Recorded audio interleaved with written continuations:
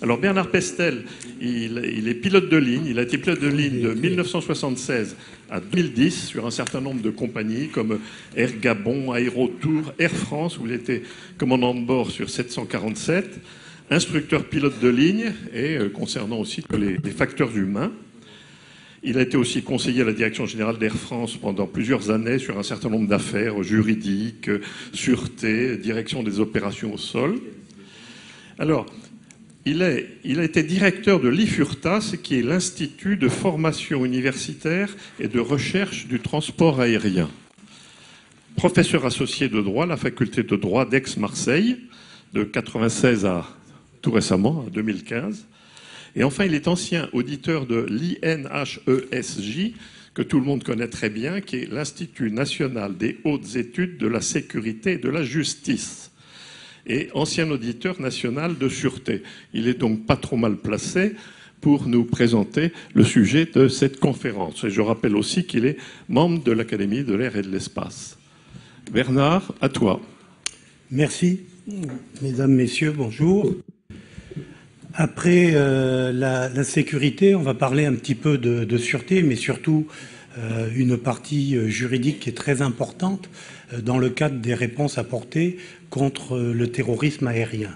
Ce qui m'amène à faire une distinction que vous appréhenderez vous-même entre la sécurité, qui est l'aspect, on va dire, accident technique, et la sûreté, qui est principalement la protection de tout ce qui est aéronautique contre des actes, on va dire, illicites, c'est-à-dire contre le terrorisme. En faisant une petite particularité, il est intéressant de voir aussi qu'on a des faux amis en anglais, parce que la sécurité se dit safety, alors que la sûreté se dit security en anglais, et donc il ne faut pas faire cette confusion. Alors, quelques images en introduction. 21 décembre 88. Donc Lockerbie, on verra qu'il y a eu des conséquences très importantes sur le plan juridique. 259 victimes.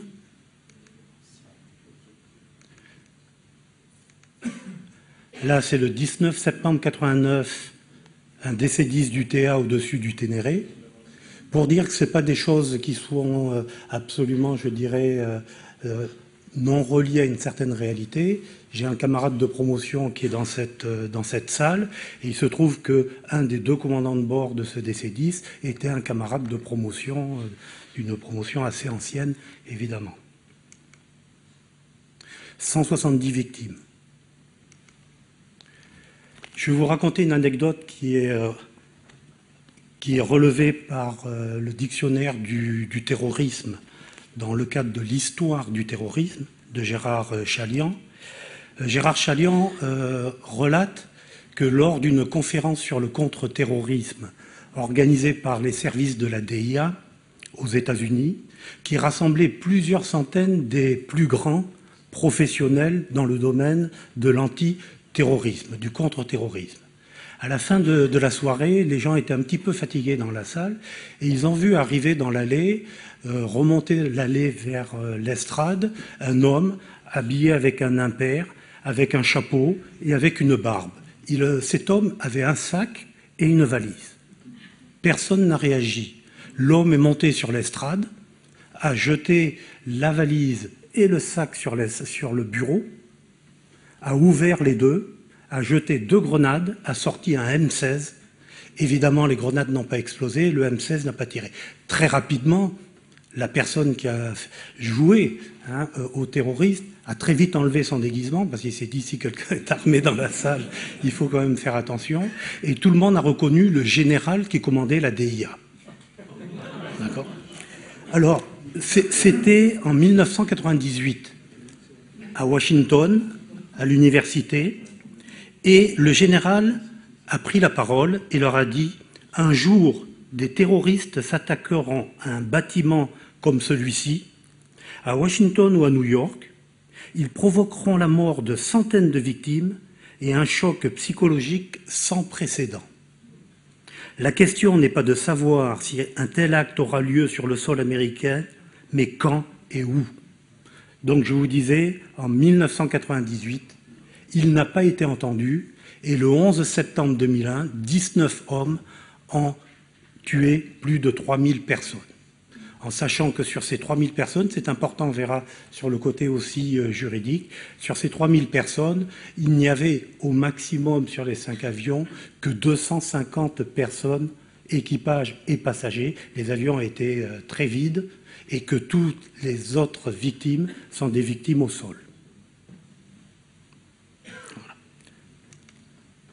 Vous avez tous ces images en tête.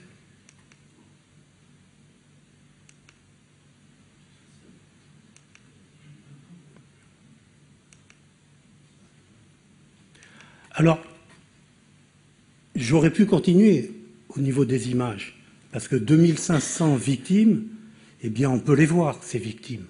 Mais au silence de la salle, au vu de ces images, ben, je m'arrête. Et qu'est-ce que j'ai fait? Mais j'ai fait un mécanisme de terroriste, c'est-à-dire que j'ai essayé de transmettre une peur dans la salle. Alors, c'est dans le cadre, je dirais, d'un bon sentiment, hein, c'est-à-dire c'est pour attirer l'attention, mais ce n'est pas autre chose que le mécanisme du terrorisme, c'est-à-dire c'est transmettre la peur pour obtenir quelque chose. D'accord? Alors on va faire une approche assez rapide, hein, je dirais, du terrorisme, hein, uniquement pour illustrer et en introduction. Le terrorisme, est assez ancien. Ce n'est pas quelque chose de nouveau. On le relève dans le cadre des Zélotes, 1er siècle au niveau de Jésus-Christ. On le relate aussi dans le cadre des Assachides en Turquie au XIe siècle. Et ces personnes étaient très décidées. Ça durait des décennies pour certains, 60 ans. Et ils allaient jusqu'à se donner la mort au lieu de fuir sur la victime qu'ils avaient assassinée, pour les Assachides, pour marquer encore plus les Turcs au niveau de ces attaques. Au niveau des Zélotes, les Zélotes ont terminé par le sacrifice de toute leur famille, femmes et enfants, avant de se donner la mort quand ils n'ont plus de sursis vis-à-vis des Romains qui les chassaient. Vous voyez, donc le mécanisme est aussi bien... donc ces personnes qui vont jusqu'à donner leur vie n'est pas quelque chose de nouveau, c'est quelque chose de très ancien. Ensuite, la particularité, c'est que c'est une lutte asymétrique. On dit asymétrique, c'est-à-dire que la plupart du temps, ce sont des personnes qui ne sont pas des armées, qui ne sont pas donc pourvues de grands matériels, mais qui attaquent des États qui, eux, ont des armées et énormément de défense. Donc c'est souvent asymétrique. Ensuite, c'est la conceptualisation de la terreur. Alors là, pour vous rassurer, on ne va pas aller rechercher aussi d'où vient cette terreur et qui est du bon côté ou qui est du mauvais côté. C'est absolument pas, évidemment, notre propos. Et je vais vous expliquer après pourquoi. Mais sachez que la terreur, d'où vient le mot terreur? Eh bien, terrorisme vient effectivement de terreur, et la terreur, ça a été inventé chez nous en France en 1794. Et c'était un terrorisme d'État. D'accord ? Et ça est apparu en 1798 dans le cadre du dictionnaire de l'Académie française de l'époque. Donc, le terrorisme est difficile à définir. C'est très controversé, tout le monde n'est pas d'accord. Certaines personnes sont considérées comme terroristes et d'autres vont les considérer comme des héros, voire ou des résistants. Et puis, pour compliquer la définition du terroriste, c'est que quelqu'un peut être terroriste à un moment et puis quelques années après être considéré comme quelqu'un non plus terroriste, mais voire quelqu'un qui accède au pouvoir politique. On a eu le cas en Irlande, on a eu le cas en Palestine, on a eu le cas dans pas mal d'endroits du monde. Il est évident que pour nous, Français, les partisans de la Deuxième Guerre mondiale, ils étaient considérés comme des terroristes par les Allemands, et pour nous, il ne fait aucun doute que c'était des héros. Donc c'est très difficile, et il n'est pas question de rentrer dans ce jeu-là. les Américains avaient lancé une étude universitaire assez importante sur la définition du terroriste. Ces personnes sont allées jusqu'à proposer une centaine de définitions. Et toutes ces définitions ont quasiment été abandonnées. Pourquoi ? Eh bien parce qu'ils se sont déjà, aux États-Unis, aperçus qu'à un moment ou un autre de leur histoire, les Américains, l'État américain, aurait pu, par cette définition, être considéré comme un État terroriste. Donc il est évident qu'ils ont vite mis de côté ces définitions. Ensuite, il est évident que c'est très chargé politiquement, émotionnellement, donc c'est quelque chose de très difficile. Je donne quand même 2 exemples de définition, prenez pas la peine de la lire complètement. Les points importants en rouge, ce sont de toute façon, toujours, il y a quand même toujours les éléments que l'on retrouve dans ces actes terroristes, des actions violentes, un retentissement psychologique important sur la population, je vais dire en premier, généralement, et c'est la cible, de façon à pouvoir avoir un retentissement sur les gouvernements, parce que la cible finale, ce sont malheureusement pas, c'est les victimes, ce sont les gouvernements qui sont derrière ces victimes, et c'est pour faire pression sur ces victimes. Les autres termes dans la deuxième définition qui sont aussi très importants, eh bien, les victimes sont des civils non combattants et qui sont anonymes, c'est-à-dire qu'ils n'ont absolument rien à voir avec les revendications des terroristes. Et le but, c'est bien d'intimider. Et par ce côté d'intimidation, c'est intimider, évidemment, nous tous, la population. Et l'intimidation que l'on va recevoir en tant que population, eh bien, ça sera un moyen de pression très importante contre nos politiques pour accéder quelquefois aux revendications des terroristes. Alors les définitions, il y en a officiellement, il y en a dans tous les codes pénaux, mais elles sont très différentes et on ne va pas s'attarder évidemment dessus. Ce qui est intéressant de retenir, avant qu'on parle de terrorisme aérien, ce sont les classifications possibles parce qu'on cerne beaucoup mieux les motivations. Alors vous avez selon les catégories, selon les cibles et selon les logiques. Selon les catégories, vous avez 4 types. Le terrorisme individuel. Dans l'histoire du terrorisme, c'est le terrorisme que l'on a rencontré à la fin du 19e et début du 20e siècle avec les anarchistes. C'était un terroriste individuel. Vous avez le terrorisme organisé. Ce sont des groupes qui étaient organisés, financés et qui obtenaient du matériel. Ça a été l'extrême gauche, ça a été l'extrême droite. Donc là, on voit le côté politique. Ça a été aussi le côté islamiste.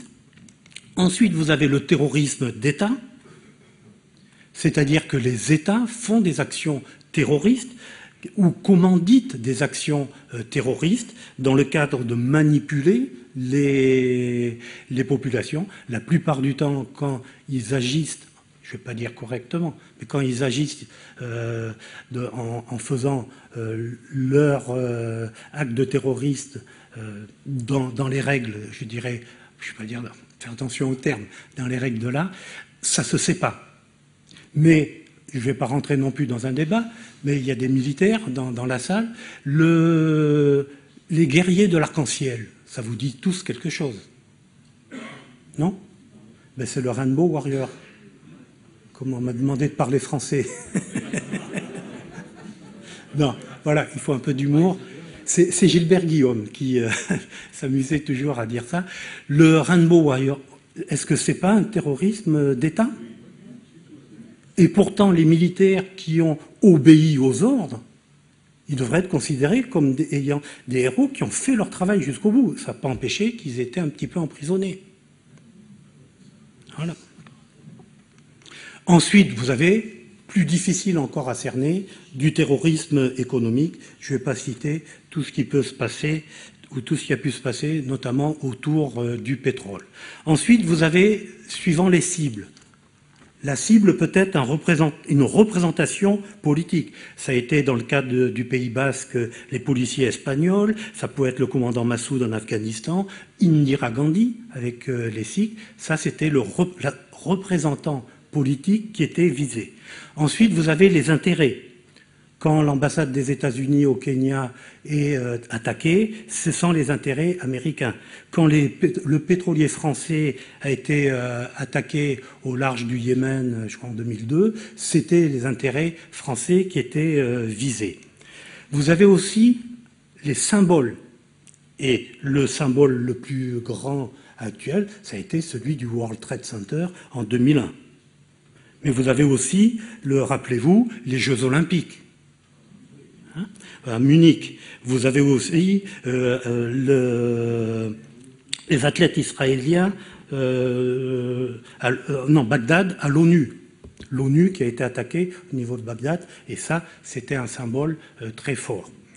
Vous avez ensuite les anonymes, et c'est aujourd'hui ce que l'on rencontre de plus en plus, et c'est là encore où on met en jeu le côté intimidation, parce que ça peut aussi bien nous arriver à nous qu'à d'autres ou à des membres de notre famille. Et il est aujourd'hui très difficile de ne pas trouver quelqu'un qui ne connaît pas ou qui n'a pas eu un membre d'amis ou de la famille dans ces attentats. Et derrière toutes ces cibles, ce que l'on recherche au niveau du terrorisme, c'est le levier médiatique. Et petit à petit, on va vers l'aérien, parce qu'on va voir que dans le cadre de l'aérien, évidemment, l'aéronef, c'est un levier médiatique énorme. On en a déjà parlé au niveau accident. Ensuite, les logiques. Je ne vais pas là rentrer dans ce débat qui est aussi très politique, mais vous avez des logiques nationalistes. Ça peut être les Russes en Tchétchénie, ça peut être aussi des logiques religieuses, ça a été le cas du djihad, de la Palestine. Vous avez également des logiques politiques qui rejoignent des fois la logique économique qui est par exemple l'Irak. Et là encore, donc, ces cibles sont elles-mêmes des leviers médiatiques. La question que l'on pose aujourd'hui, est-ce qu'aujourd'hui il existe une nouvelle forme de terrorisme contemporain ? Le monde a changé, puisqu'on est actuellement dans un monde où il n'y a pas de conflit majeur, comme il existait la guerre froide entre l'Est et l'Ouest, donc où on a très peu de guerres déclarées entre États, donc on pourrait être tranquille, et pourtant on est dans un sentiment d'insécurité maximale. Pourquoi ? Parce qu'il y a évidemment plein de logiques aujourd'hui qui se sont développées.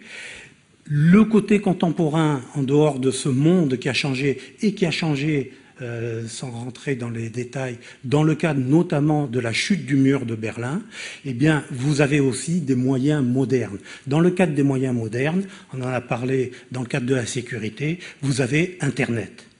Internet, c'est effectivement réseau, c'est mettre les terroristes peuvent se mettre en relation sans même se connaître physiquement.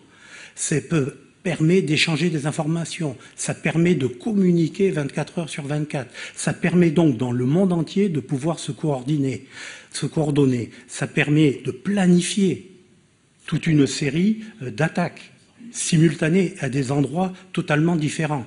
Ça permet de recruter.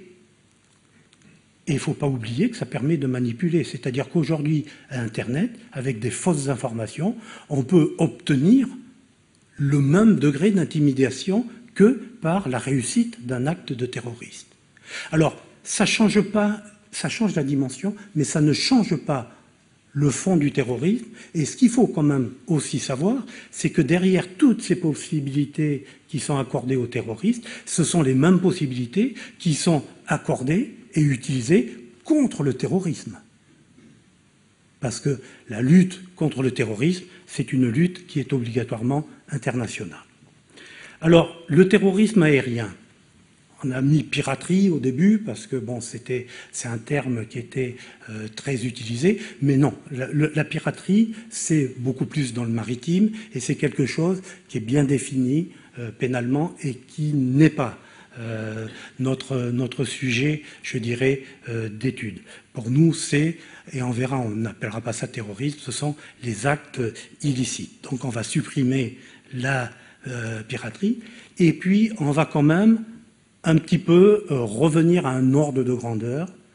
Depuis 1930, j'ai pris jusqu'à 2001, il y a eu plus de 50 000 actes de terrorisme. Et sur les 50 000 actes, 200 concernent des cibles aéronautiques. Donc c'est très peu. Mais pour nous qui travaillons dans l'aéronautique, c'est essentiel. Et même si ça ne concernait qu'une seule cible, notre travail, notre devoir, c'est de protéger l'aviation vraiment dans son acceptation la plus grande, c'est-à-dire, on le verra, les passagers, le personnel, le public également, les gens au sol, les aéronefs, les installations, de toutes ces actes. Alors, l'OACI, que l'on a déjà cité au niveau de la sécurité, est bien donné une définition. Ce sont des actes d'intervention illicites. Ça peut être au sol, ça peut être en vol, mais contre les passagers, les équipages, les personnels au sol, le public, les aéronefs, les installations et les services d'aéroport. Là, je cite vraiment tout ce qui touche l'aviation civile, et je viens donc de me répéter. C'est-à-dire que derrière tout ça, on vise les captures illicites, les prises d'otages dans un avion ou dans un aéroport, l'intrusion par la force, donc tout ce qui touche l'aéronautique, et l'introduction à bord d'un aéronef ou d'un aéroport, d'une arme, d'un engin, de toute chose qui peut mettre la sécurité de l'aviation en jeu. Voilà les deux définitions, en rajoutant que l'on a étendu cette définition, évidemment, à toute aide et à toute communication de fausses informations, qui est aussi pénalement punissable. Et ce qui est important de voir, c'est que nous, dans l'aérien, on ne parle pas du terme terrorisme. Comme le terme terrorisme a un enjeu politique et émotionnel, comme tout le monde n'est pas d'accord, pour nous, il n'y a pas le terrorisme, il y a les actes illicites dirigés contre l'aviation civile. Donc à aucun moment on ne parle de terrorisme.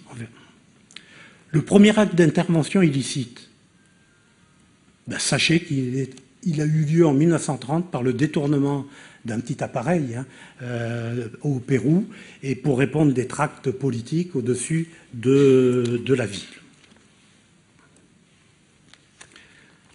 Toujours pour voir que c'est quelque chose qui nous intéresse, qui nous touche, j'ai relevé de 68 à 99 23 actes illicites qui ont touché les aéroports de Paris simplement. C'est-à-dire CDG Orly, que ce soit au départ d'un de ces deux aéroports, à l'arrivée d'un de ces deux aéroports, ou alors l'avion était à destination de ces aéroports. 23. Vous voyez toutes les formes qu'ont pu prendre ces actes illicites. Voilà la chronologie uniquement, donc on ne va pas les détailler, on n'a malheureusement pas le temps, tous les actes depuis 68 qui ont touché les aéroports de Paris. Non, mais c'est pas pour que... c'est fait exprès. C'est juste pour les illustrer, et vous les aurez après avec celui qu'on a parlé du Ténéré, le DC-10 du TA. 94, on y reviendra, c'est quand même le détournement de Marseille. Et là, ce sont les actes d'intervention illicite dans le monde depuis 1970 jusqu'en 2003. Qu'est-ce que l'on doit voir? Les actes sont en violet. Eh bien, c'est le fait qu'ils diminuent. Et ils diminuent notamment depuis les années 70, donc, parce que, on va le développer, on a apporté des réponses pour protéger les aéronefs et tout ce qui touche l'aviation civile.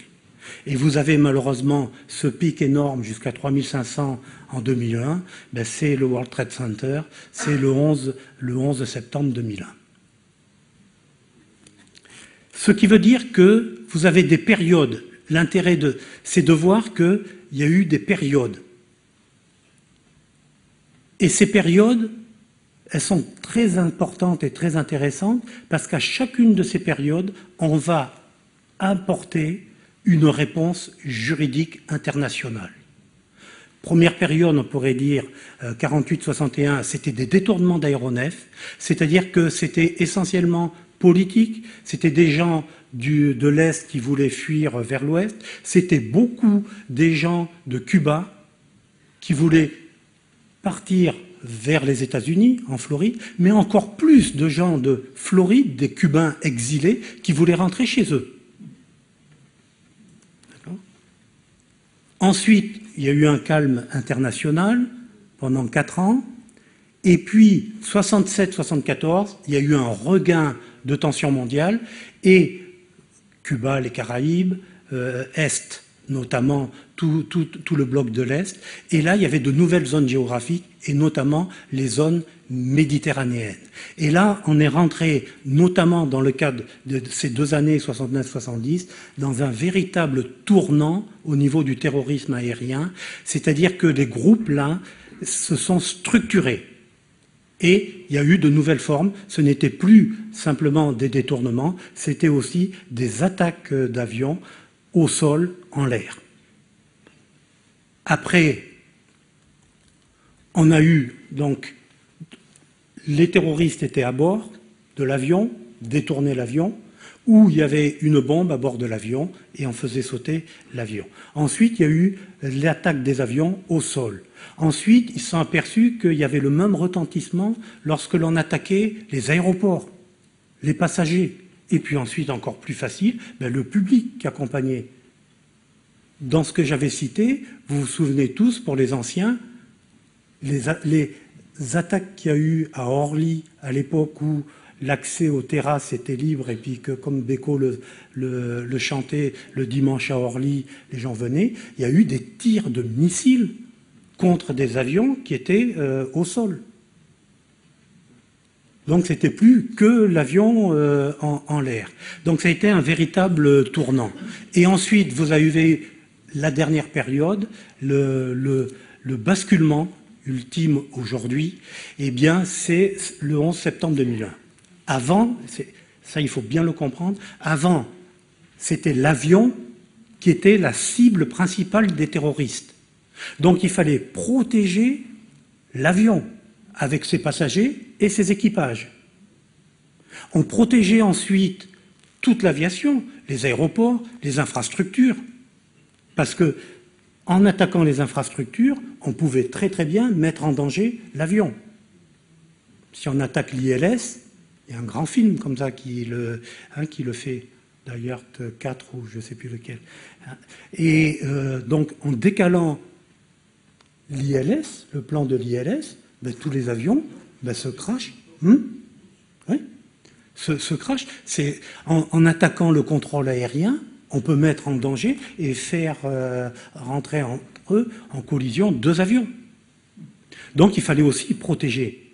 Mais la cible, c'est toujours principale, c'est l'avion. Le 11 septembre 2001, je vous ai déjà dit, en gros 250 passagers et membres d'équipage dans tous les avions étaient vides, et 2500 personnes décédées au sol. Donc, et qui c'est qui a les conséquences de ces décès? C'est quoi? Ce sont ces avions.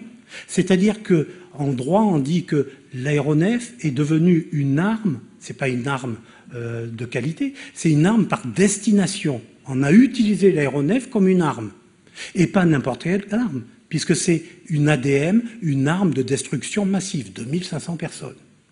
Donc aujourd'hui, pour protéger la population, on est peut-être amené à se protéger des avions.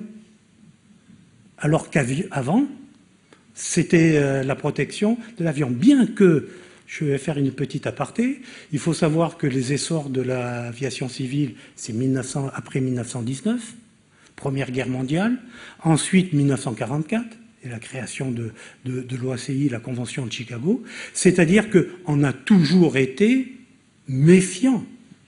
Les avions ont la possibilité de faire du renseignement et ont la possibilité d'être des armes. Pendant les deux guerres et surtout la Deuxième Guerre mondiale, l'avion a joué un rôle essentiel. Mais on commençait à sortir de cette image. Depuis le 11 septembre 2001, il n'en est pas question. Donc l'avion est toujours devenu une méfiance principale. Et donc il faut savoir que l'on peut être amené aujourd'hui à donner l'ordre de descendre un avion pour protéger des intérêts au sol. L'équation est diabolique, mais quelques centaines de personnes contre plusieurs milliers au sol, malheureusement, enfin je ne veux pas être la personne qui va résoudre cette équation, mais le sens à donner à la réponse paraît presque évident. Donc ADM et armes par destination.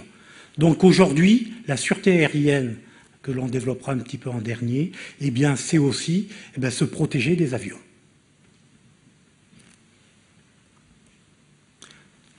J'ai fait donné un tableau jusqu'à 2001, 2003 exactement, de 2002 à 2015. Vous voyez que le nombre d'actes d'intervention illicites et puis le nombre de blessés et de tués est vraiment très minime.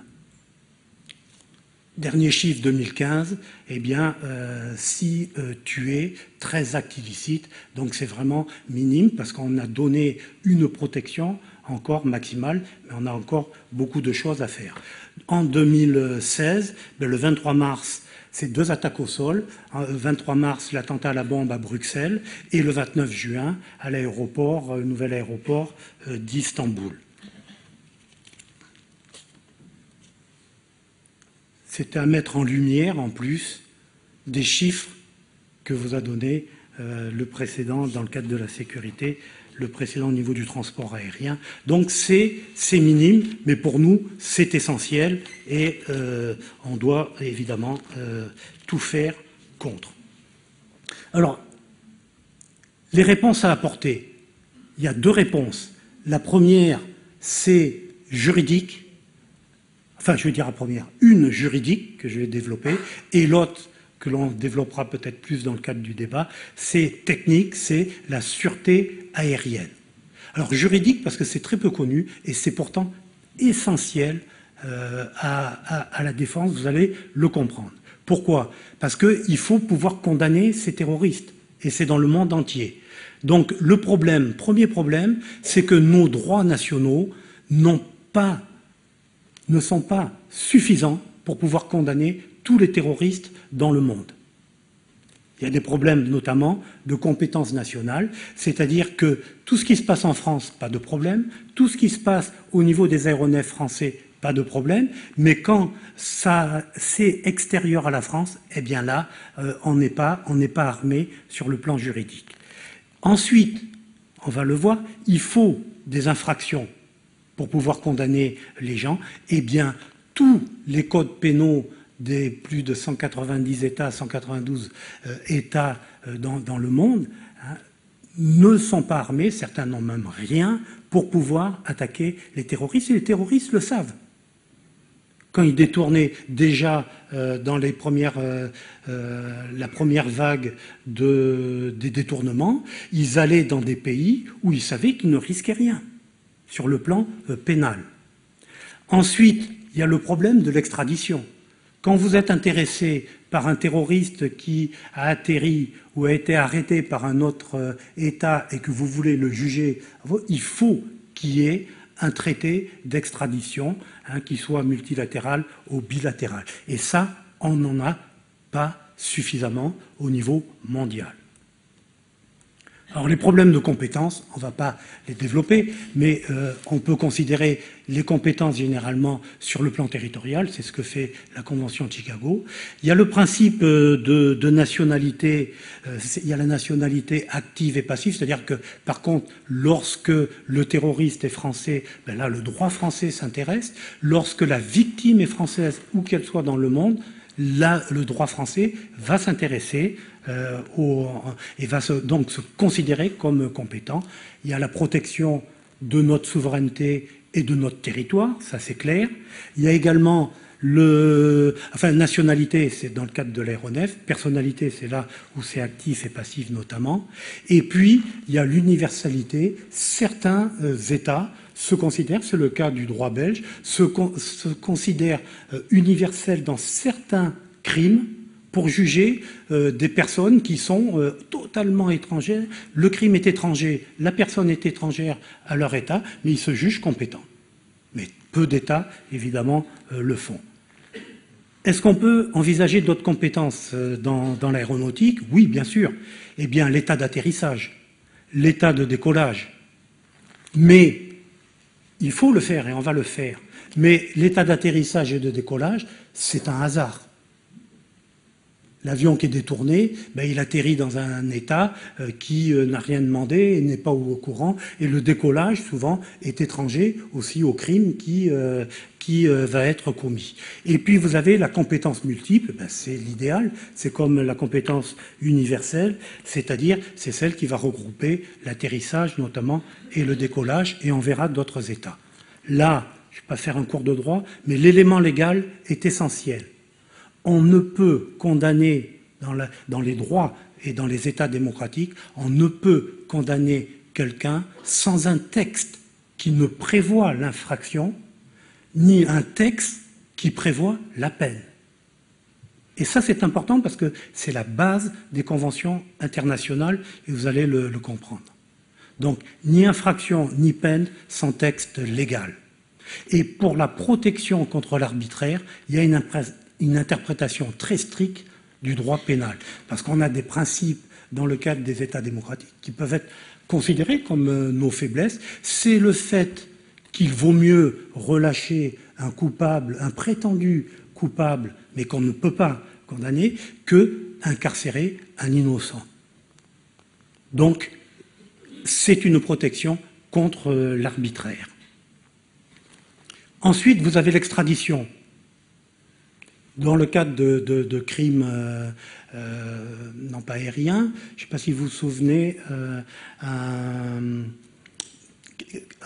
quelqu'un qui avait assassiné plusieurs étudiants, notamment dans les trains, et il avait été arrêté au Portugal. On a demandé l'extradition au Portugal pour pouvoir le juger en France. Le Portugal a refusé. Pourquoi? Parce que pour le Portugal, c'était inhumain d'envoyer ce criminel en France. Parce qu'en France, il risquait la peine de mort, pas la peine de mort, excusez-moi, la réclusion à perpétuité, alors que au Portugal, la réclusion à perpétuité est considérée comme quelque chose d'inhumain. Alors, ça va vous étonner, scandaliser, mais nous, on n'ira jamais extrader un Américain vers un État des États-Unis où il y a encore la peine de mort. Voilà. Donc, ce sont les principes, et ça, ce sont des obstacles. Ensuite, quand un État arrête un terroriste, il a du mal à s'en séparer. Il veut le juger. Voilà, c'est comme ça. Alors, on pourrait voir universel, l'OACI. Malheureusement, l'OACI est incompétente. Pourquoi? Parce que l'OACI, le grand principe de l'OACI, c'est la souveraineté complète et exclusive de chaque État. Donc ça, c'est du domaine des États. Eh bien, on pourrait même s'arrêter après cette diapo, mais si je dis ça, je vais voir que les organisateurs se disent chouette. Vous avez maintenant l'essentiel de la structure de toutes les conventions internationales que l'on va vite survoler. La première, c'est que ces conventions internationales, elles définissent des infractions. Donc le principe de la légalité est résolu dans plus de 185 États, puisque vous verrez qu'en moyenne, c'est 185 à 188 États qui ont signé et ratifié ces conventions. Donc on a une infraction internationale. Et on peut condamner les terroristes rapidement. Ensuite, est-ce qu'on peut faire une peine internationale? Ben non. Parce que ça, c'est très culturel, c'est très sociologique. Nous, on n'a pas la peine de mort, mais on a la réclusion à perpétuité. Vous avez vu que les Portugais n'ont pas la réclusion à perpétuité. Il y a des États qui ont encore la peine de mort. Il y en a qui veulent même revenir à la peine de mort. Vous avez bastonnade dans certains pays. Vous avez le fait qu'on coupe la main dans d'autres. Donc, ça fait qu'on ne peut pas définir. Par contre, dans ces convention en fait l'obligation de réprimer par des peines sévères. Chaque État, les 185, s'engage à réprimer par des peines sévères. Ensuite, les compétences, comme il me reste. D'accord. Je regarde.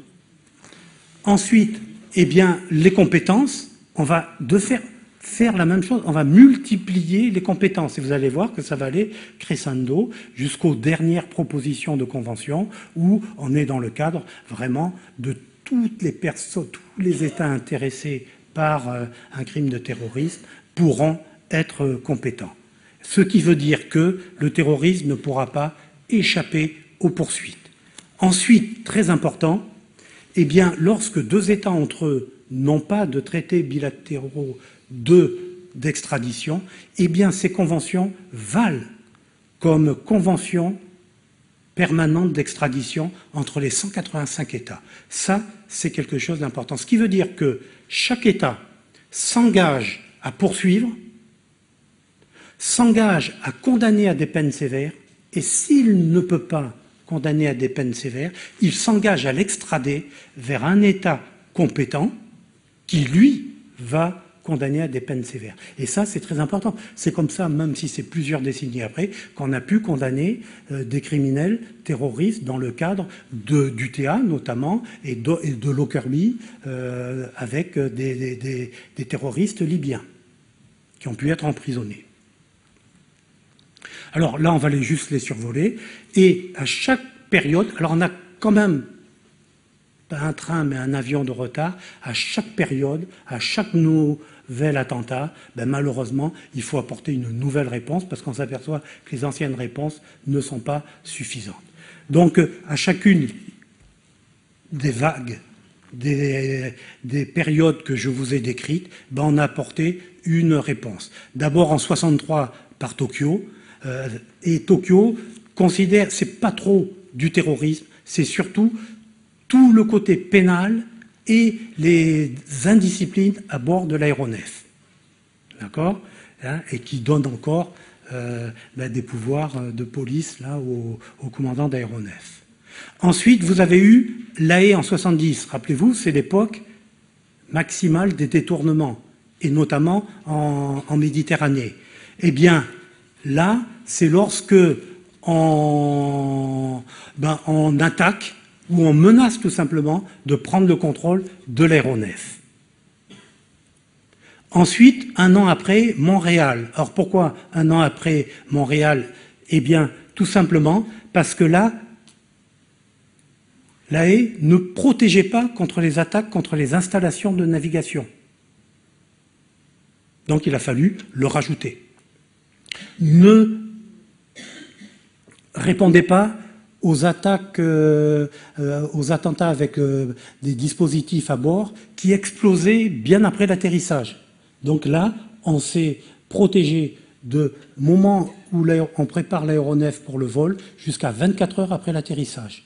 S'il y a une explosion, eh bien, c'est une infraction pénale. Ensuite, il y a eu le protocole complémentaire à 71 en 88. Et là, pourquoi? Eh bien, ça a été pour les aéroports. Parce qu'on a eu toute la série d'attaques des aéroports. Donc on a rajouté les aéroports. Et là, on a rajouté l'aéronef non service. Parce qu'on s'est aperçu que 24 heures, c'était pas suffisant. Ben là, il n'y a plus de délai. Et puis, on a eu Lockerbie en 88. Syntex. Explosifs non détectables. Eh bien là, on a fait une convention tout simplement pour obliger à ce que tous les explosifs soient marqués et puissent être détectés au sol avant qu'ils soient embarqués dans un avion. Alors évidemment, ce n'est pas les terroristes qui sont obligés, mais les terroristes utilisent, c'est ça qui est important, les terroristes utilisent des explosifs qui sont fabriqués légalement par les États. Donc on oblige les États. Hein. Ensuite, ça, vous avez eu, vous vous rappelez, alors c'est pas du terrorisme, mais on le met dans le cadre pénal, c'est quand même aussi important. Ça, c'est une modification, un amendement à la Convention de Chicago. C'est s'abstenir de l'utilisation des armes contre les avions civils. Alors c'est pas les terroristes qui sont visés, c'est carrément les États. Bon. C'est juste signalé. Je passe rapidement là-dessus. Et vous avez plusieurs conventions qui ne sont pas encore en vigueur. Vous avez la convention de 2009 à Montréal, qui, elle, c'est important, puisque je vous ai dit 2500 personnes au sol dans le World Trade Center. Eh bien, comment on va les indemniser? Eh bien, on avait ça au niveau des accidents, on avait une convention de Rome. Maintenant, on propose une convention qui permet donc d'indemniser les tiers à la surface en cas d'intervention. Malheureusement, elle n'est toujours pas en vigueur et la France ne l'a pas signée. Vous avez ensuite une convention et un protocole de Pékin qui sont récents, qui sont toujours pas non plus en vigueur, en 2010. Ça, c'est depuis 2001. Pékin, donc la convention, élargit les infractions aux nouvelles menaces biologiques, chimiques, nucléaires. D'accord ? Donc BCN. Ensuite, tout ce qui est cyberattaque. Et donne, pour la première fois, suite à 2001, la notion d'armes de destruction massive. Et élargit également à la conspiration, aux organisations terroristes. Le protocole de Pékin, lui, il complète, c'est difficile à suivre, il complète la convention de La Haye de 70 pour élargir son champ et notamment condamner le financement. Et puis, le protocole de Montréal, lui, va modifier la convention, c'est 2014, c'est très récent, donc pas en vigueur, mais la France vient de le ratifier. Eh bien, c'est essentiellement pour la protection contre les actes d'indiscipline à bord de l'aéronef. Donc ça complète la convention de Tokyo et ça donne d'autres pouvoirs et ça consacre juridiquement l'ASV, c'est-à-dire l'agent de sûreté en vol. Voilà. La France a été un bon élève, 20 ans de réclusion criminelle, et s'il y a eu un mort, réclusion criminelle à perpétuité dans le code pénal. Donc on applique totalement ces conventions. Bon, ça c'est des conventions, ça sera pour...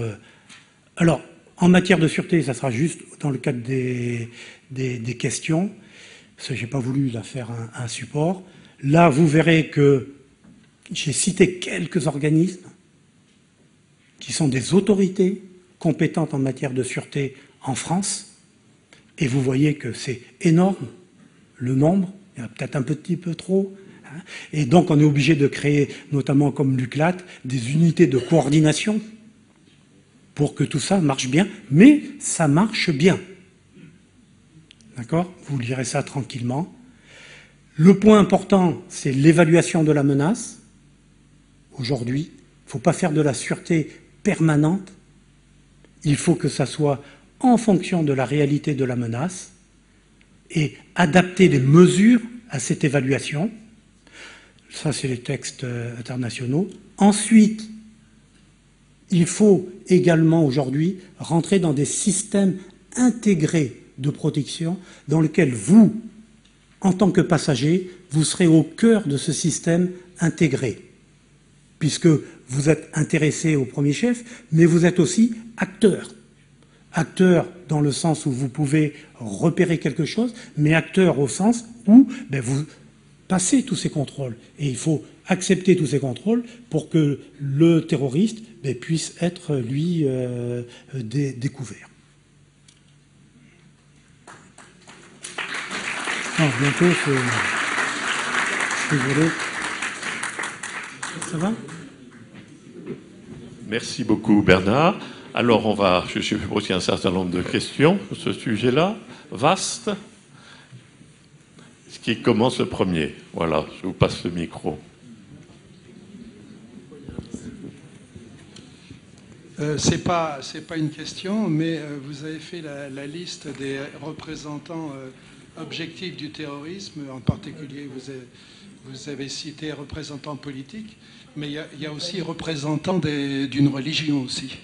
Je peux vous citer plusieurs exemples. Moi, j'ai pris dans le cadre aérien, ce qui touchait l'aérien. Ah oui, oui, ça c'est du terrorisme. Ça a été du terrorisme sur Terre, ça, oui, d'accord. Oui, parce que la cible devait être religieuse, je suppose.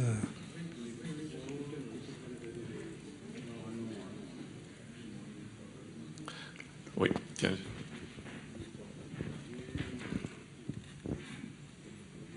Bonsoir. Vous parlez de l'évaluation de la menace. Mais en fait, les gros signaux, on les voit comme le nez au milieu de la figure. C'est les signaux faibles qui sont importants. Et ce sont ceux qu'il faut bien analyser. Récemment encore, on en parlait sur ce qui se passe aujourd'hui. Il y avait des signaux faibles depuis 2005-2004. Et on n'a rien fait.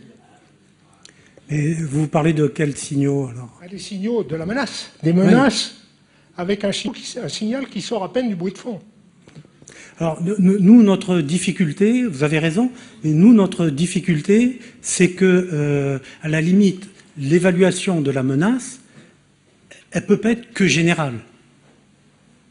Sinon, on est dans une situation, c'est tout le débat qu'il y a, et que je ne ferai pas politique aujourd'hui, de savoir le maintien de Vigipirate à son niveau maximal jusqu'aux prochaines élections présidentielles. Ça, c'est une question technique, parce que nous, ce qui nous intéresse, c'est l'évaluation de la menace. On se sert de la menace générale, mais c'est l'évaluation de la menace sur chaque vol. Et quand il y avait l'ETA et qu'un vol allait à Biarritz, il y avait une menace générale, mais il n'y avait pas une menace sur chaque vol. C'est ça notre difficulté. Donc vous avez raison. Par contre, là où je vais totalement dans votre sens, c'est que dans le cadre du World Trade Center, c'est clair qu'il y a eu un défaut, pas d'information, d'analyse de l'information. Et c'est là encore où on s'aperçoit d'une chose, c'est que l'être humain est essentiel. On peut avoir tout d'enregistré, tout d'analysé par ordinateur. Si on n'a pas des analystes professionnels très fins, capables de traduire ces informations, ben là, on pêche, ça c'est clair. Est-ce que vous pourriez passer en revue les différentes mesures techniques qui ont été prises au fil du temps, depuis les plus simples jusqu'aux plus sophistiqués de certaines compagnies aériennes du Moyen-Orient qu'on connaît bien? Alors, je m'aide. Hein. Surveillance des avions, visite des avions, agents de sûreté en escale ou, au maximum, embarqués. Contrôle des intervenants de la touchée, c'est-à-dire tous les gens qui travaillent autour de l'avion, que ce soit le plein des carburants, que le chargement des avions ou tout autre, ou la mécanique. Visite de sûreté des équipages techniques, ça c'est l'avion, et puis cabine par les PNC, les hôtesses et les stewards. Pastillage, c'est-à-dire qu'un avion, mais c'est énorme, il y a des possibilités de cache partout. Donc, toutes les ouvertures que l'on n'ouvre pas, qu'on n'a pas besoin d'ouvrir et que l'on ne va pas ouvrir avant que l'avion parte, sont vérifiées. Et une fois qu'elles sont vérifiées, elles sont scellées quelque part, elles sont pastillées. Ce qui fait que si quelqu'un introduit quelque chose, on le verra. Inspection également donc de tous les offices et logements où on met quelque chose, hein, c'est-à-dire les soutes, les contenants, alors tout le catering, toute l'alimentation qui est chargée à bord de l'avion, parce qu'on peut cacher quelque chose, les bagages, tout ça, verrouillage des accès, évidemment, et verrouillage de l'avion, reconnaissance des bagages. Ensuite, séparation des flux, c'est-à-dire entre les passagers que l'on a fouillés et ceux qui n'ont pas été fouillés mais qui traversent les regards parce qu'ils atterrissent et qu'ils ont été fouillés mais qu'au départ. Donc séparation des flux, c'est quelque chose d'important. Sécuriser les circuits de façon à ce que personne ne puisse sortir ou entrer en dehors des gens qui ont été contrôlés. Protection des documents. Vigilance, évidemment, ça c'est le côté important. Ensuite, en fonction notamment des attentats qui ont été déjoués, par exemple, il y a ce qui fait hurler beaucoup de passagers, la limitation au niveau des liquides. D'accord ? Vous avez ensuite plein de choses, parce que la solution de présente et future d'avenir, c'est tout ce qui sera, je dirais, le contrôle permanent du passager, mais il faut qu'on accepte. C'est-à-dire que ça peut être aujourd'hui par le cadre de passeports avec les informations qui sont dessus, et encore aujourd'hui, le Sénat vient de s'opposer à la transmission dans le cadre d'un fichier sécurisé numérique. Il demande encore plus de sécurité sur ces informations. Il y a la fameuse PNR qui était demandée par les Américains, hein, où pareil, en fichait beaucoup de choses. Il y a le scanner, je dis dans le désordre, il y a le scanner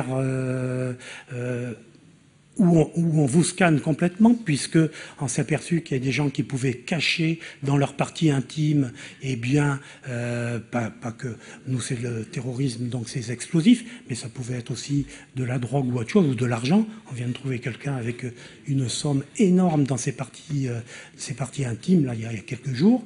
Donc il y a tout ça, mais il faut qu'on l'accepte. Il faut qu'on accepte de pouvoir tout ça. Donc tout ce qui est le numérique, voire le biologique, c'est-à-dire on arrivera un jour à ce que vous ayez une puce avec votre passeport, vos identités, tout, et on va vous tracer du début, à partir du moment où vous rentrez dans l'aéroport, jusqu'au moment où vous rentrez, on sait que vous êtes aux toilettes, que vous êtes là, on vous contrôle. Bon, on sera obligé d'y arriver, hein, si on veut une sécurité. Et j'en oublie certaines. Alors après, il y a au niveau technique, évidemment, tous les scanners possibles, tous les rayons X, on s'améliore de plus en plus. Mais vous voyez que la convention pour le marquage des explosifs, c'est qu'il y a des explosifs qu'on ne peut pas détecter encore aujourd'hui. Il y a aussi, je ne l'ai pas dit, les sniffers en anglais, c'est-à-dire les chiens renifleurs, qui eux font un travail remarquable, parce que ils sont dressés pour sentir certaines molécules qu'on ne peut pas détecter. Dans toutes ces mesures, est-ce qu'il y en a qui sont prises pour limiter par Internet et limiter aussi par les médias? Parce qu'il apparaît que les terroristes utilisent ces deux outils pour leurs actions. Est-ce qu'il y a des mesures de prise pour bloquer, par exemple, ces réseaux? Bien sûr. Alors, je vais vous dire, ce qui marche le mieux, c'est ce qu'on appelle l'aléatoire. C'est-à-dire que parmi toutes ces mesures, et il y en a beaucoup d'autres, si on les fait en fonction de la menace, mais différente à chaque vol, différente, c'est le cas déjà aujourd'hui, différente chaque jour, différente à chaque aéroport, eh bien ça, par rapport à l'aléatoire, le terroriste a beaucoup de mal. Et le terroriste, il ne veut pas d'échec. C'est-à-dire que il veut pas, quand vous prenez l'avion et que vous voyez un agent derrière son écran qui, au lieu de regarder quand vous passez ou votre bagage, regarde ailleurs, ben c'est pas bien. Et il faut le former, arriver à le motiver pour lui dire c'est pas bien. Mais c'est pas grave en soi. Parce que le terroriste, il vient pas en se disant ah ben au moment où je vais passer, l'agent il va regarder ailleurs. Ce sont des faiblesses permanentes qu'il recherche. Or, déjà, au niveau par rapport à votre question, les programmes sûreté qui sont mis à jour tous les jours, là, le terroriste, sauf complicité, là on a encore ces problèmes-là, sauf complicité, ne peut pas connaître à l'avance ce qui va se passer en mesure. C'est pour ça qu'il ne faut pas jouer de la mesure permanente, c'est pour ça que je vous posais la question à vous-même de mettre un vigipirate permanente à tel niveau. Hein, c'est comme on disait, le désert des Tartares, c'est potentiellement aussi dangereux, si les mesures sont permanentes. Vous n'avez pas parlé de la sécurité dans le cockpit et hors du cockpit. Or, il y a eu, je crois, des décisions qui ont été prises à ce sujet. Vous pourriez nous donner la situation actuelle ? Eh bien, la sécurité au niveau du cockpit, c'est après le 11 septembre 2001, c'est essentiellement le blindage des portes. Et blindage des portes, c'est-à-dire que normalement, avec les armes que l'on pourrait passer malgré tous ces contrôles dans l'avion, eh bien, on ne peut pas réussir à rentrer dans l'avion. Alors, blindage, c'est une chose. Ensuite, c'est verrouillage. Et dans le cadre de ce verrouillage, effectivement, il y a des caméras qui permettent, parce qu'il faut bien quand même qu'il y ait des personnes qui puissent rentrer dans le cockpit, hein, des membres d'équipage. Il y a des besoins physiologiques. Tous les avions n'ont pas des toilettes à l'intérieur du cockpit, donc il faut aussi permettre, ou des postes de repos, donc il faut permettre aussi aux équipages de sortir. Donc c'est difficile, mais c'est géré. Il y a des procédures. Et puis vous voyez qu'on est toujours obligé de remettre en cause, eh bien, c'est ce qui avait été cité, c'est le cas de la Germanwings. Aujourd'hui, on est à se dire, mais il faut aussi que les PNC puissent rentrer, même quand le pilote ne le veut pas. Parce qu'il peut très bien se suicider. Bon. 4 suicides, 8, c'est depuis un siècle. Hein. Et dans certains, n'ont jamais été démontré que c'était des cas de suicide, mais ça existe. Donc, il ne faut pas non plus en faire une fin en soi et en faire un problème, je dirais, majeur. Hein. Tant que vous êtes gentil avec les pilotes, il n'y a pas de raison qu'ils se suicident. Hein, on est d'accord? Il faut bien les nourrir aussi.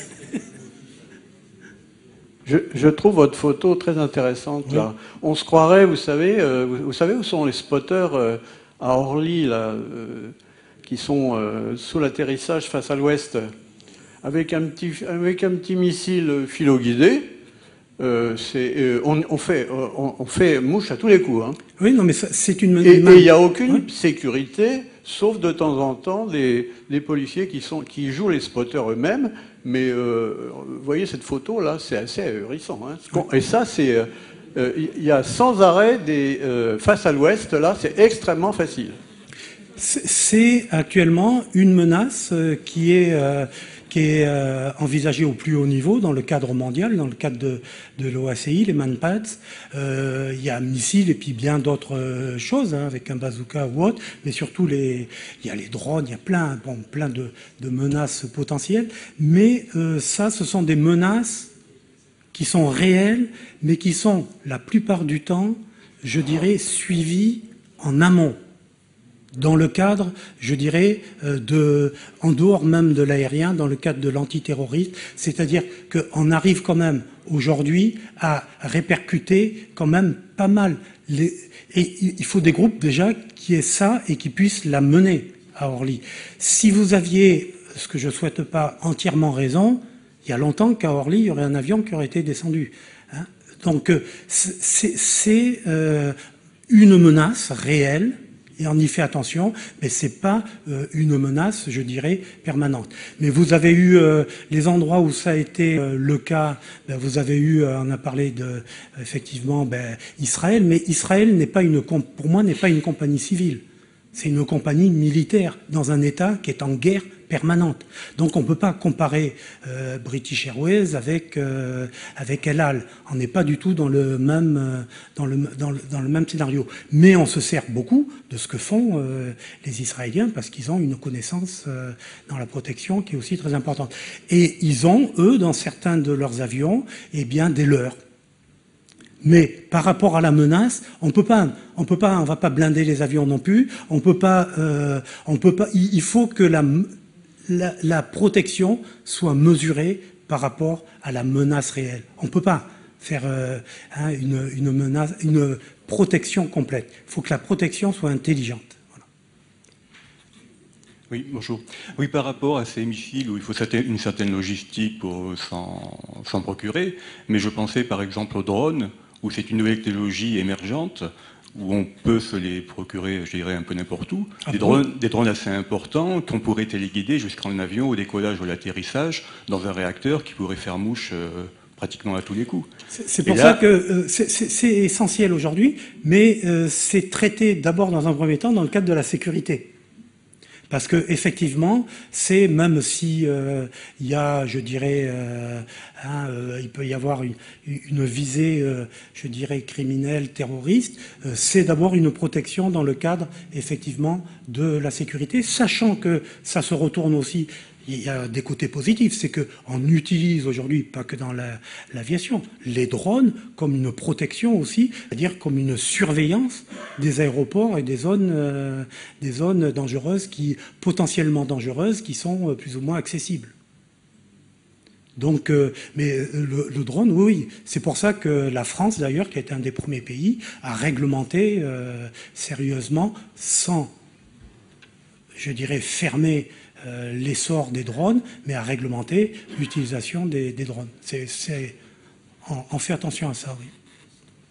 Sur les drones, d'ailleurs, sur les utilisations des drones dans le domaine civil, on peut aller jusqu'à des amendes qui vont à 75 000 € quand on s'écarte de certaines règles. Hein. C'est très réglementé en France. Est-ce qu'il y a d'autres questions? Oui. Bonjour. J'ai une question par rapport au vol MH17 qui était abattu en Ukraine par des séparatistes russes en 2014.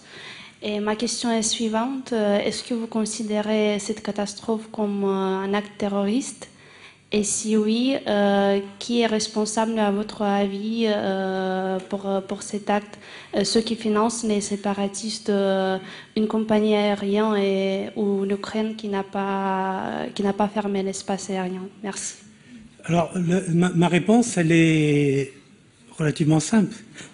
Je renvoie, dans le cadre de l'OACI, il y a encore eu une réunion récemment, et l'OACI a répété que l'OACI ne peut pas fermer l'espace aérien d'un État, puisque chaque État est souverain. Par contre, ce que fait l'OACI, c'est qu'elle met à jour, tous les jours, c'est le cas de le dire, met à jour toutes les zones de conflit et prévient les compagnies aériennes, notamment les États et les compagnies aériennes, de ces zones de conflit, avec les possibilités, puisque là encore, on sait au niveau armement jusqu'à quelle altitude l'armement des missiles peut aller, suivant le type de missile qu'il y a dans cette zone de conflit. Donc c'est une information. Ensuite, c'est l'État dans lequel la zone de conflit existe, lui a fermé. C'est lui qui a la première responsabilité à fermer son espace aérien à tous les autres aéronefs. Ensuite, il y a une deuxième responsabilité, c'est lorsqu'elle est prévenue, c'est à la compagnie aérienne de faire un écart. Voilà. Mais on ne considère pas ça. Nous, dans le cadre, il faut séparer les choses. Dans le cadre, pour nous, ce n'est pas, jusqu'à preuve du contraire, c'est une zone de conflit, donc c'est une zone de guerre, ce n'est pas un acte de terrorisme. Et qui répond à d'autres règles également. Par contre, il faut qu'on protège, ça c'est clair. Est-ce qu'il y a encore une question? Parce qu'après, on n'a pas fini, hein. On a plusieurs choses qui vont vous intéresser. Hein. Moi, j'ai une question, mais il faut savoir si c'est classé, dans quelle classe il faut le mettre. Les personnes qui achètent un petit peu émetteur-récepteur VHF, là, portatif, à 150 € en vente libre sur Internet, et qui se mettent près des pistes d'Orly, n'importe où, de Roissy, et qui donnent des fausses instructions aux avions, qui donnent l'autorisation d'atterrir, l'autorisation de décoller, etc. Alors ça, c'est le premier cas. Et disons, c'est un cas qui arrive régulièrement. On ne communique pas beaucoup dessus, mais on sait que ça existe. Mais il y en a même certainement plus que ce qu'on croit. Et il y a un deuxième cas, ce sont les lasers. Les pointeurs laser, parce que ça aussi, il y a beaucoup de cas de pilotes qui se sont plaints en approche finale d'avoir un pointeur laser dans les yeux. Alors, c'est pas vraiment un acte terroriste au sens que vous venez de le dire, mais comment faut-il les traiter, tous ces cas? C'est, de toute façon, ça c'est clair, un acte criminel et qui sont sévèrement punis régulièrement. Il faut savoir que la gendarmerie des transports aériens arrête des personnes qui ont utilisé notamment les lasers. Au niveau des radios, je ne sais pas s'il y a quelqu'un qui a été arrêté je ne sais pas si c'est l'an dernier ou il y a 2 ans, et pour le côté anecdotique, en plus c'était un ancien pilote de ligne qui s'amusait à donner des... Bon, on m'a pas cité de nom. C'est un ancien pilote de ligne, bon, il devait s'ennuyer et il donnait des ordres. Dans un premier temps, s'il n'y a pas effectivement une volonté de nuire dans le sens, je dirais, terroriste, c'est de la sécurité aérienne. Ça, c'est clair. Les lasers, c'est quelque chose grave. Moi, j'ai vu des démonstrations où, avec des lasers que l'on peut acheter sur Internet, vous crevez un ballon à 2 mètres, vous le crevez, vous le faites exploser, hein, tellement ils sont puissants. Donc, mais c'est essentiellement je dirais, d'abord de la sécurité, parce que je ne pense pas que, même si c'est un acte illicite criminel à condamner, je ne pense pas que les terroristes s'amusent uniquement avec ça. D'accord ? Bon. Par contre, obtenir des informations sur... donner des ordres, je serais plus inquiet avec ça, donner des ordres à un avion de remettre les gaz et de mettre en danger les avions, c'est possible, mais le résultat n'est pas garanti. Le terroriste, il veut un résultat, mais totalement garanti. Hein. Ça, il ne s'amuse pas à faire quelque chose qu'il prépare des fois pendant des années, avec des dormants, avec tout ce qu'on veut, hein, sur un jeu, entre guillemets. Mais vous avez raison, c'est criminel. Et c'est condamné actuellement, oui. Quelque chose qui est difficile à parer, c'est l'attaque de l'avion Stoll qui décolle d'un terrain libre chargé d'explosifs et qui se jette le mercredi matin sur le Conseil des ministres. Et ça, on s'y est préparé. Enfin, on dit qu'on s'y est préparé depuis longtemps parce qu'il y a eu des projets il y a une vingtaine, 25, 30 ans avec des ULM, mais maintenant avec un avion Stoll, on peut très bien faire ça. Et il y a 2 hélicos qui sont chargés de la sécurité. Seulement le problème, c'est qu'ils doivent couvrir la région parisienne. Moi, je les vois de temps en temps qui viennent sur notre terrain avec un tireur d'élite dessus, avec des... Mais bon, il n'est pas sûr du tout qu'ils aient le temps d'intervenir. Hein. Oui, ça, dans le cadre de la sûreté, on fait très attention aux zones dites faibles, c'est-à-dire des zones dans lesquelles les protections ne sont pas au même niveau que dans les pays développés sur le plan aéronautique et que l'on pourrait effectivement introduire des hommes ou des armements dans ces avions, alors qu'ils sont à un moment ou à un autre à destination. Beaucoup par exemple, le Ténéré, le DC-10 du TA, ça a été introduit dans le cadre du décollage où, dans ce pays, il n'y avait pas suffisamment de protection. Ça c'est clair et on fait beaucoup attention.